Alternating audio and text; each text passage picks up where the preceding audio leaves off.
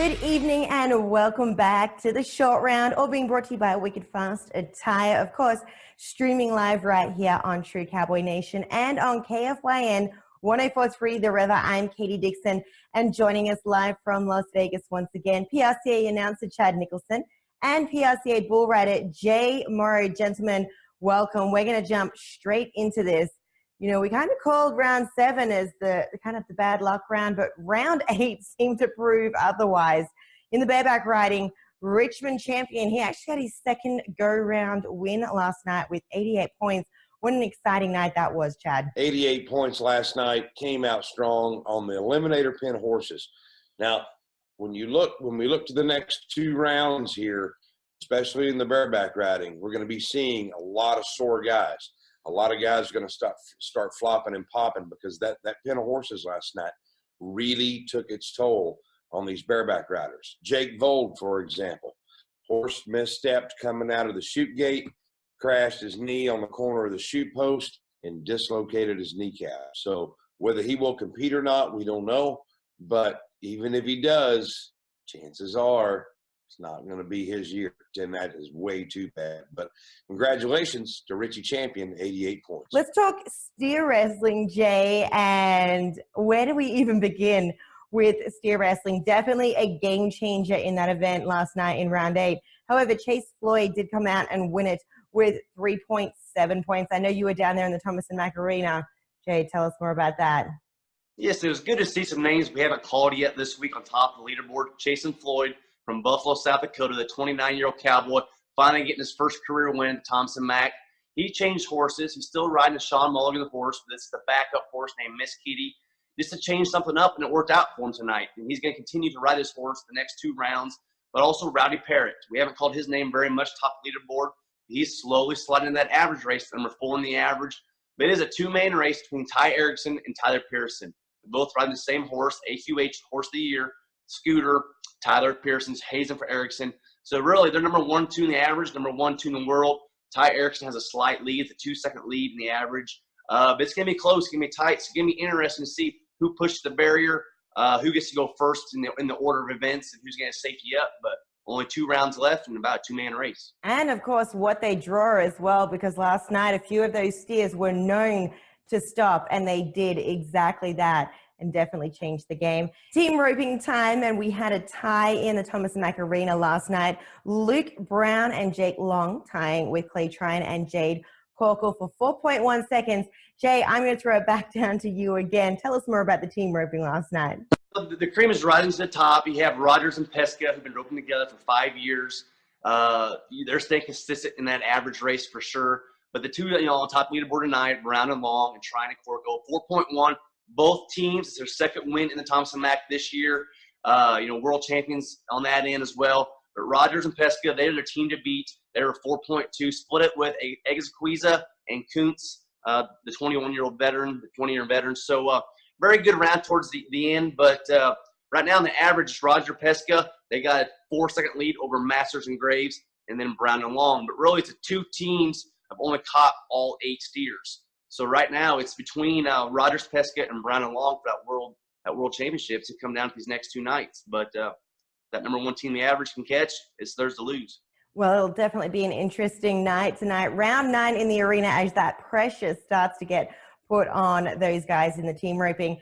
Saddle bronc riding time, and I'm going to let both of you guys take this one because this is one of the most exciting years for saddle bronc riding I've seen.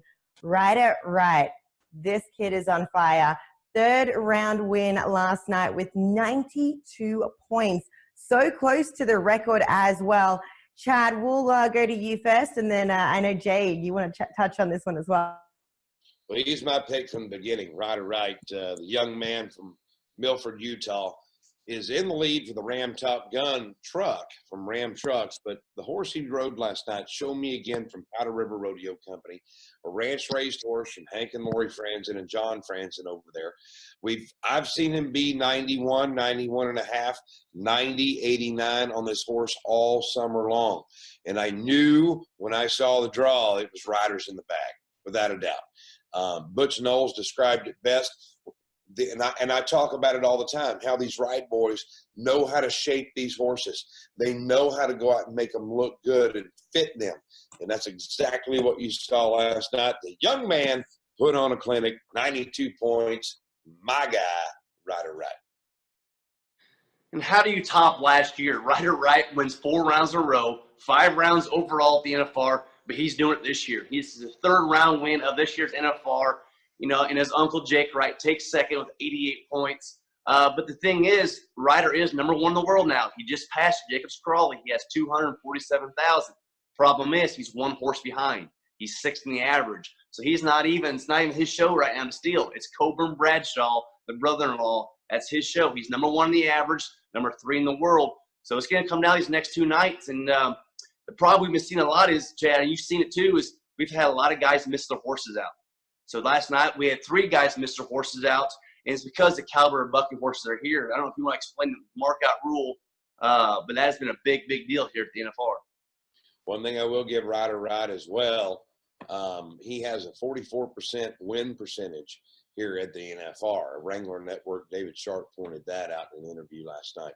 So we're going to look at the stats. We're going to see what happens. And you know what, Mr. Crawley, if he can just hang in there and be consistent, you might win this deal. Well, it certainly is getting exciting in the saddle bronc riding, and fantastic for Rider Right. What a week he's had, a year he's had at the NFR. In the tie-down roping, we had a tie again, and, you know, we were talking about Corey Solomon the other day. So excited to see him tie for the win last night with Caleb Schmidt, 7.6 seconds. Chad, how are things changing up in the tie-down roping? Where are we looking with the winners, you know, stepping forward in the average title? Well, Corey Solomon and Caleb Schmidt, 7-6 apiece. That's some good justice for Corey Solomon, seeing the picture that we saw the other day on Facebook with him walking back to his calf or to his horse with the judge's flag still in the air. He alluded to that in his interview last night, which was good. You know, I mean, what do you say? You go, yeah, it was. But you know what? Until we get instant replay in rodeo, this is what we have. Corey Solomon, 7-6. Caleb Schmidt. Caleb Schmidt was my pick early on when we started this whole thing before the NFR. Caleb finally gets in there and dominoes as well. Exciting to see both Caleb and Corey get a win last night. Barrel racing time, Jay. Oh, the barrel racing is getting exciting. You know, round 7 was a game changer. Round 8, game changer again. Amberly Moore, though, she did come out to win the night with 13.54 seconds. Her 3rd win of the NFR as well. We heard a lot of sighs last night in the arena when barrels being knocked over. You know, we had 8 barrels hit last night, which is the most we've seen since this NFR. And fans might be wondering why. And Katie, you know as anybody, as being a barrel racer, these horses are starting to get a little shouldery. So these horses have been in this pen now 8 times in a row and are kind of cutting the corners, kind of shoulder into them barrels. Some girls really have to ride. So they have to ride their horses and push them past the barrels. So you're not seeing real tight turns and real tight patterns, but it's whoever can leave the cans up there are going to win. And Amberly Moore on page is doing just that. She's moved to number 2 in the world. She's placing deep in that. She's not real deep in the average. Ivy Conrado is number 1 in the average. But Tiller Murray also placed last night, 13.73. And then Nellie Miller, 13.87, take 4th. But right now, between Ivy Conrado and Nellie Miller to maybe possibly push Tiani for that world title. Tiani has about a $60,000 lead right now. And, you know, when it comes to playing safe, we've got to give it to Lisa Lockhart. Lisa knows how to do that, and she did that last night. Bull riding time, and my favorite event, hands down. You've converted me, gentlemen. Bull riding is my favorite event. Let's go to Chad first, and then Jay will go down to you because I know that you guys just want to talk about this. Jordan Hansen won it last night with 86 points. Well, Jordan Hansen, it's about time for him to come in here and do something. You know, he's 7th in the Weather Guard World standings right now. He is about 80,000 behind Sage Kimsey. So, you know, he's just riding for the day money as it goes. But Sage Kimsey's still out in front with 340,000 overall. Garrett Smith had a good one from D&H last night, Heartbreak Kid, you know, with that torn ACL. He just didn't 100%. It's going to come down to he who is healthiest, right, Jay? That's the here in the bull ride. Jordan Hansen, this is Rotor's 3rd bull tonight in a row. You know, on Canadian night, he rides Corey and Lang's Rodeo Tequila for 86 points. And then Ty Wallace, he's heating up also. He's rode 4 in a row. He was 84 points. Gunther Murray finally got his first bull rode in round 7. He rides another one. So it's that effect where you start getting hot, you start feeling it. And Joe Frost, you've been saying it all week long. He's 81 points. But realistically, nobody can catch Sage Kinsey. I punched the numbers. Nobody can beat him. I don't care if he falls off his next 2 bulls. But a little piece of information I do know, Dusty Tuckness broke his foot in round 7. So he was literally in a walking boot and crutches going into the arena, changed his boot into a cleat before he walked in the arena and fought round 8. So right there, the toughest and baddest bullfighters in the world, they're doing it. Wow, that's incredible. And, you know, I actually saw a photo of Webster in a boot earlier on in the week too. So I don't know what's going on there, but you wouldn't be able to tell in the arena at all that any of them are injured. All right. I got to talk all around now because, you know, Chad, you're a gambling man. We've talked about this. You know, we talked about Tough Cooper last night. He's roping consistently, but Brazil did make a little bit of money last night and is just holding ahead of Cooper in the all-around race. Chad, are you going to go back to Brazil now? Do you think Brazil can hold out? No, I don't think so. I don't know. I'll just accept defeat right now with 2 rounds to go. I don't think Tough Cooper is going to weaken. I don't think he's going to miss. I think he's going to stay right in there.